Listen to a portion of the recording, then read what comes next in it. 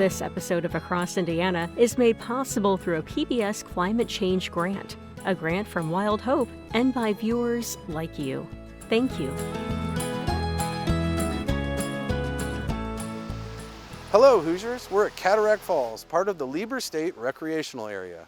It's named after Richard Lieber, a German immigrant turned Hoosier, who later became the architect for Indiana's state park system. Lieber's love of nature is shared by many in the state. Let's check out what the Potowatomi Nation is doing up in northern Indiana at the Kankakee Wetlands. On a warm, sunny day in October, people from the Pokagon Band of the Potowatomi Nation are working to restore a sacred place.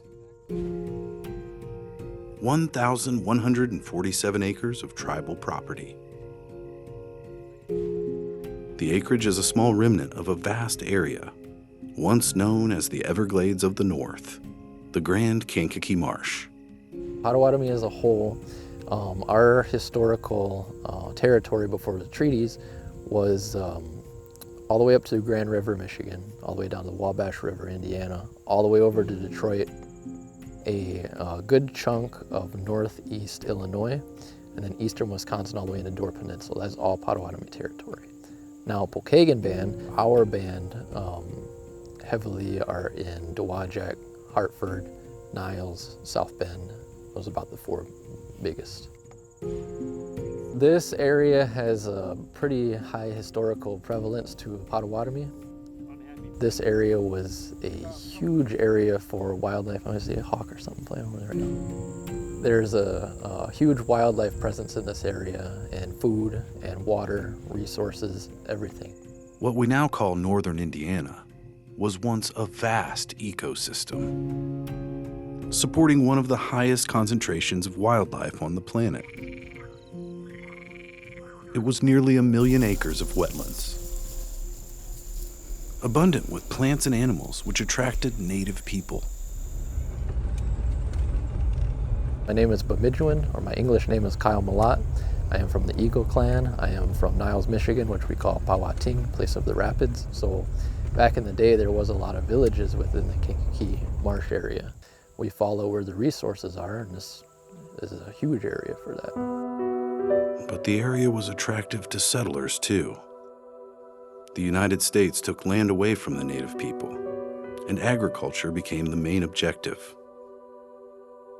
By the early 1900s, the Kankakee River was straightened to half of its original length, and the wetlands were dredged and drained. Farmers installed drainage tiles and planted corn. What was once a wooded, gently meandering river became a fast-flowing, straight ditch, collecting muddy runoff from the surrounding crops. I'm Deb Knepp. I'm the District Conservationist for USDA Natural Resources Conservation Service. So we are charged with helping people help the land, getting conservation out on the ground for the betterment of soil health, water quality, air quality, wildlife habitats, and the health of the plants that are growing. Deb works with clients, like the Pokagon Band of the Potowatomi, who want to restore their property to wetlands.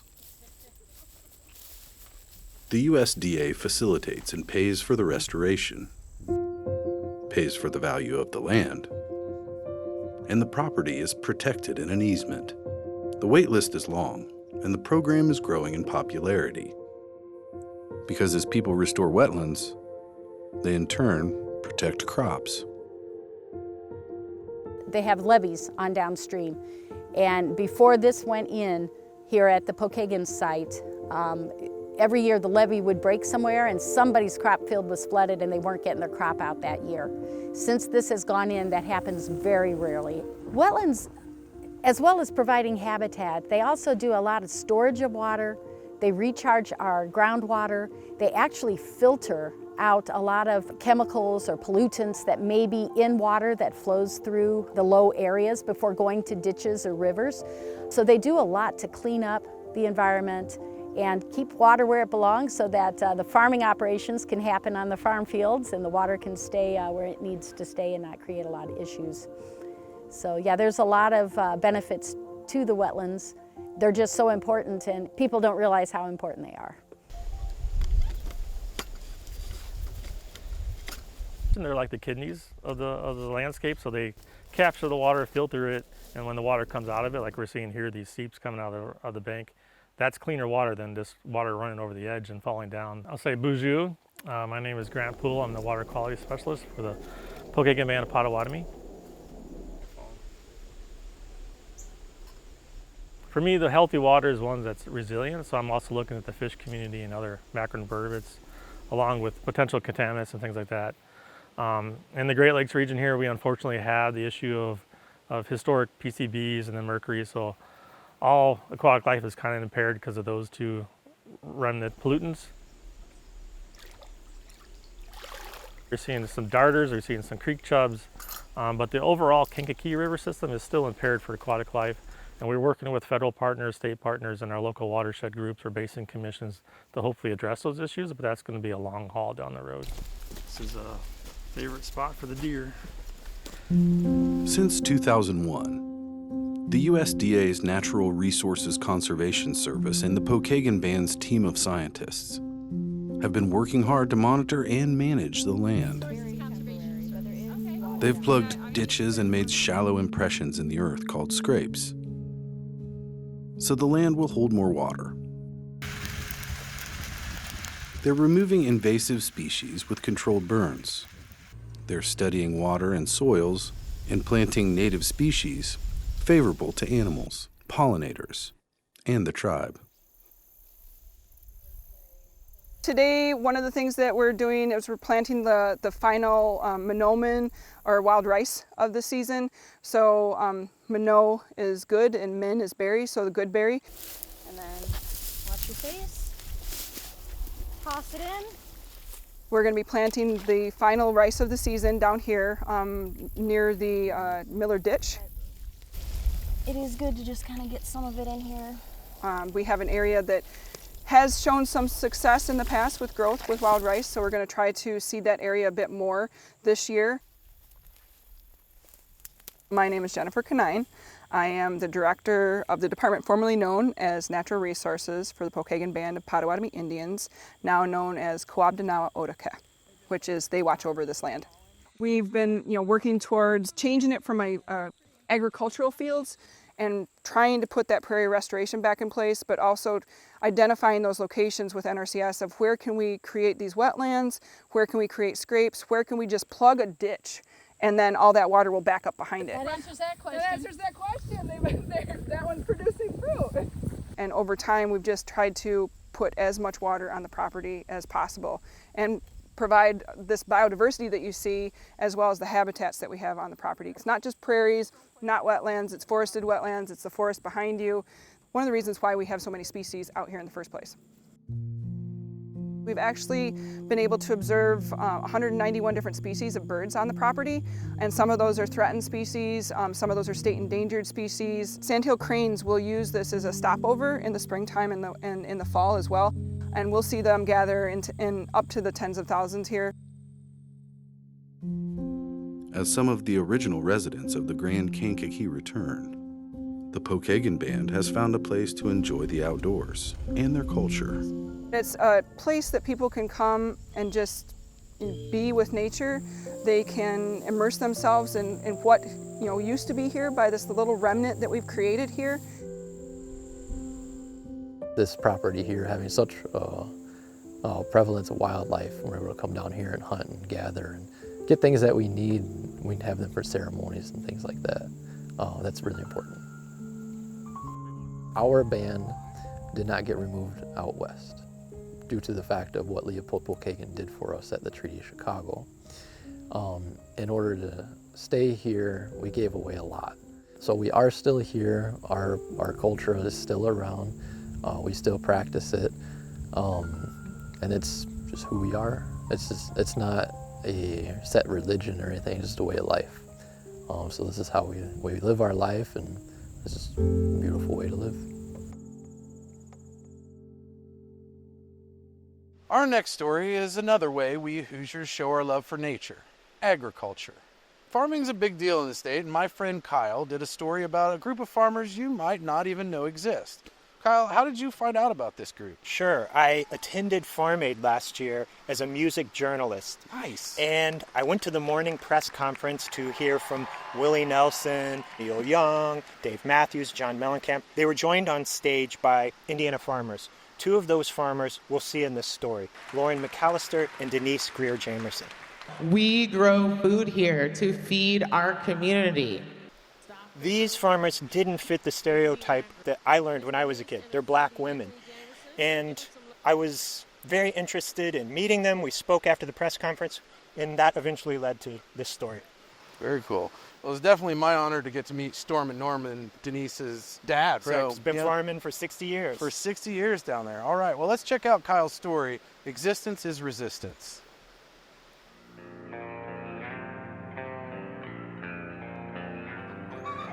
Here in Indiana, climate change is making the already difficult job of farming even tougher. Intense flooding and frequent droughts are part of the irregular weather patterns Hoosier farmers are struggling to navigate. One group of farmers are especially vulnerable to the effects of climate change: black farmers. Hi, I'm Lauren McAllister. I'm Brett Volpe. We're at 3 Flock Farm. It's our farm. In Ellisville. The farm started with a wedding gift from the couple's friends. They raise Jacob sheep. And Jacob sheep have varieties. Some have 2 horns, some have 4 horns. And so you'll notice some of ours have that variety where there's horns at the top and on the sides. It's the tails that get me. Do you see that little rotation? It's too much. They also grow a variety of produce, utilizing regenerative and sustainable farming techniques. So I did like a casting of collards here in this grass, in this straw, just for funsies. We'll see. You can make a little hole in the straw. Lauren is currently experimenting with growing mushrooms in spent grain, a waste product acquired from nearby breweries. After they make the delicious beer, we go and pick up the grain and it decomposes. You can tell, look how disgusting that is.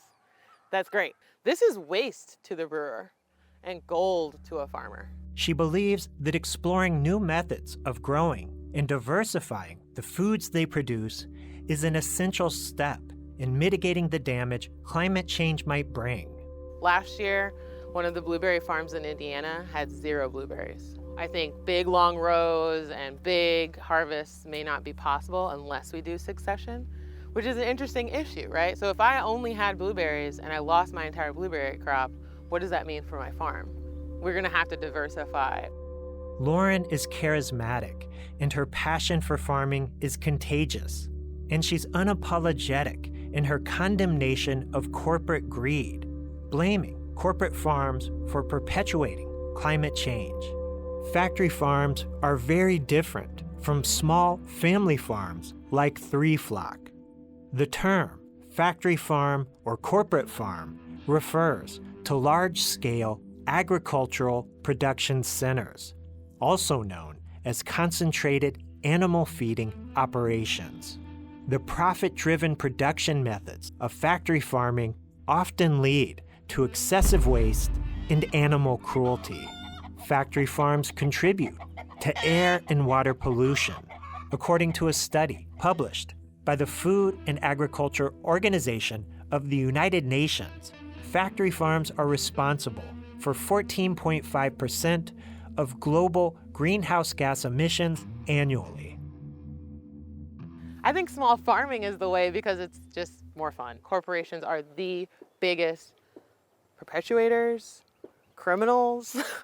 They're the ones that are creating the climate change crisis. She's keenly aware of the historic challenges Black farmers have faced and how that legacy shapes the present-day reality for farmers like her. In Indiana, there are 80 Black farmers. So 80 out of 99,000 is a very small number. And often people say to me, well, there just aren't a lot of Black farmers, there aren't a lot of farmers of color. So then you have to ask yourself, what did we do with them? There's a real emphasis on the idea that farming is done on a tractor by a white guy and his family. When in fact, farming did not begin like that in this country. It was done specifically by enslaved people. There was an intention to break the line of farming for Black people. So it's not just that Black farmers were enslaved and then subject to violence even after they were theoretically freed. It's that underneath all of that, there were policies and procedures by the federal government that were constantly segregating Black farmers and giving them less. These segregating points continue. Black farmers have faced a vortex of destructive social and political forces in the United States, from systemic racism at the USDA to mob violence, which has a pernicious history in Indiana. During the 1830s, a vigilante movement known as the Whitecaps developed in Corydon, Indiana. As whitecapping spread across the United States, the movement attracted white supremacists who used mob violence to expel Blacks from their land. The 1920s saw the rise of the Ku Klux Klan in Indiana. At its peak in 1923, 30% of native-born Indiana men were members of the KKK. Around 1920, just prior to the Klan's rise, Black farm ownership had reached its peak in the U.S. But since then, Black Americans have lost over 13 million acres of farmland. Growing our own food means that we're going to continue to exist. I didn't realize that existence was resistance until I really started researching about why being alive and being Black meant that we're resisting capitalistic white supremacist systems. There's one place in Indiana where the line of Black farming has not been broken. Lyles Station is located in southern Indiana.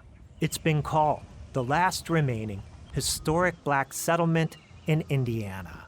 Lyles Station was settled in the 1840s and named in 1866 to honor Joshua Lyles, a free Black man who migrated to Indiana during the 1830s.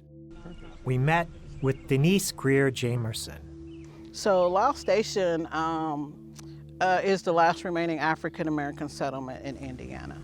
Dad still farms around 150 acres of soybeans. And then for Legacy Taste of the Garden, we do produce. Awesome. Denise's father, Norman Greer, has been recognized as one of the last Black farmers working family land that predates the Civil War. The Greer's legacy in farming has been extensively documented, and a soil sample from the Greer family land is on display at the Smithsonian's National Museum of African American History and Culture in Washington, D.C. Norman Greer has faced many challenges during his 60-plus years in farming. It's a government control shit, that's what it is. Because they want to sit back and make all the money off of you, and you keep working like a damn fool. All this stuff up there in that White House ain't no good. You can't live off no subsidy. We need to get a good price for our product, that's what we need. And to where we can make a living out of it without having to scramble around. It ain't no good. That's why I'm about ready to hang it up. On top of all those issues, Denise told us that climate change has become a growing concern in Lyles Station. You know, probably a couple of years ago, the whole state of Indiana didn't get crops out because of the rain. I mean, and it got past the time for them to plant, like Dad planted, and then he replanted. In the past years, people get their whole strawberry crops wiped out by rain or whatever. So the climate change is real. And while there are resources available to help farmers fight against the effects of climate change, Denise told us that decades of systemic racism has made some Black farmers skeptical of asking government agencies for assistance. You ask and you don't get. So who got time to keep asking? When I'm in the season, just like with Dad, when he's ready to go, he's ready to go. Imagine how much more our family legacy could be if he wouldn't have got knocked off of his feet.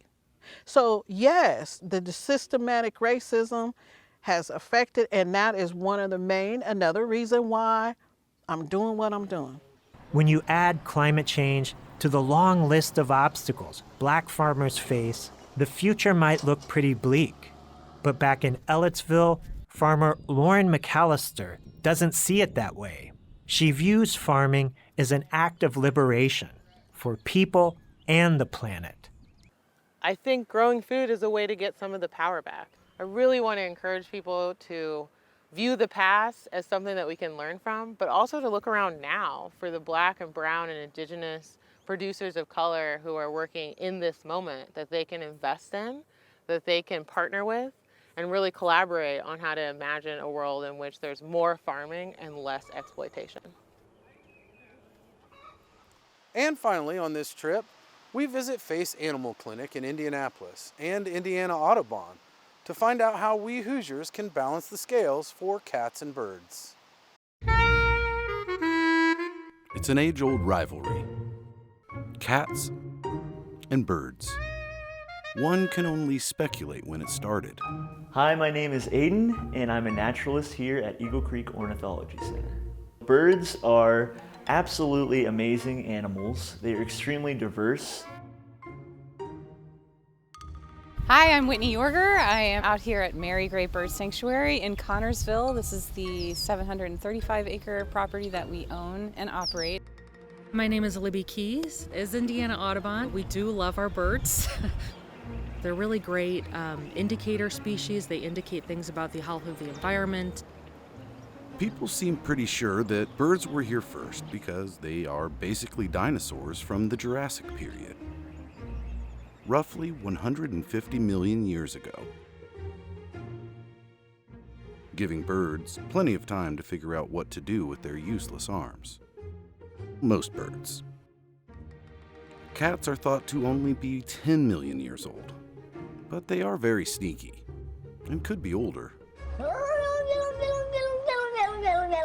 Arguably very similar timelines that birds kind of adapted, but I would say just barely birds came first. Over the millennia, both animal species developed relationships with humans. Birds were said to be domesticated around 5000 BC and used in various ways in society. Cats were domesticated later, around 3000 BC. They helped stop the spread of disease and protected crops. Egyptians quickly considered them to be a best friend to humans. Things were pretty good for both species. However, these days we are experiencing an eco-imbalance. Cat populations are too high, while bird populations are dropping. We're seeing species that used to come and return every single year that aren't returning now. Birds like the ring-billed gull and the American goldfinch, down over 40% in Indiana. So what's happening? The biggest reason behind bird declines is human-caused destruction of habitat, and that could be deforestation, that could be pollution, that could be simply agriculture. With large-scale issues such as disappearing trees and climate change, the birds that are around have it rough in a lot of places, which drew more attention to unintended bird death. And a few of those factors range anywhere from window collisions in cities during migration to feral cats. The number one direct cause is non-native domestic cats. 1.3 to 4 billion birds are killed annually by feral cats. That number, definitely, especially to the passionate cat owners, is very startling. And to most people, that number seems absolutely unbelievable. Like, how can feral cats kill that many birds annually? Cats are adapted to hunting birds. That is their main prey. We've known about cat overpopulation since the first time we were homesick from school. Bob Barker reminding you, help control the pet population. Have your pets spayed or neutered. Bye, everybody. We must be making a dent by now. Hi, I'm Jen. I work at Face Low Cost Animal Clinic. Spay neuter is what's going to help reduce the cat population, because at the end of the day, we want to make sure that there are fewer cats who have to live outdoors. Hi, I'm Katie DeBroda, and I am the medical director here at Face Low Cost Animal Clinic. I'm also one of the surgeons here, and you'll see that we are finishing up our surgery day. They're going to bring another one in, though. We had about 60 animals on the schedule, which is pretty typical for us. Spade and neutering process and attempts are working, but they're also not working at a rate that is obviously conducive to the bird populations. There are a lot of problems with animal overpopulation, and it has been studied time and time again that the only way to reduce overpopulation is through really high intensity spay-neuter. From a shelter's perspective, cat intake is down 40% since 2019. However, the need for increased cat sterilization remains. We typically allocate about 65% of our surgeries to cats. One thing is for sure, both cat and bird fans want to help each other. We love animals, whether it's the birds in my backyard that I feed, and the squirrels too, because I usually get into the bird feeder. Or if it's the cats, I think we all share that same love and compassion for these creatures that we share our world with.